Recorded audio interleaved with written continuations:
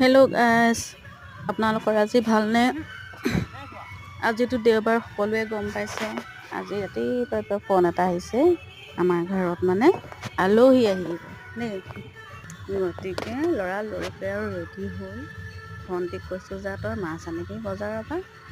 মই লৰালৰি এই মানে ধনিয়া কেইটামান পটাপট তুলিছোঁ আৰু দেখিছেনে, সেউজীয়া সেউজীয়া ধনিয়া ইমান ভাল লাগে। সেউজীয়া ধনিয়া বুলিয়ে নহয়, যিকোনো শাক বোলা বস্তুত পালে মানে বাৰীত এনেকৈ তুলিবলৈ কিমান ভাল লাগে নহয় জানো। এয়া দেখিছে নহয়, মই নিজৰ হাতেৰে নিজে তুলিছোঁ এয়া শাকখিনি। মোৰ বৰ ভাল লাগিছে। আৰু ইয়াৰ লগতে আহি মছলা ৰেডি কৰিছোঁ, জলকীয়া, নহৰু, আদা, সৰিয়হ।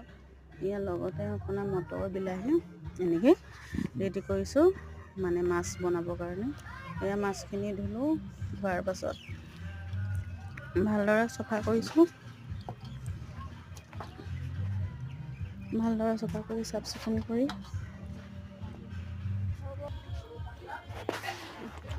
হালধি নিমখ ঢালি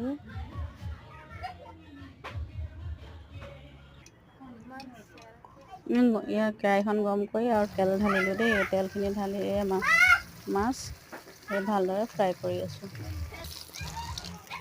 নেক্সট ভিডিঅ'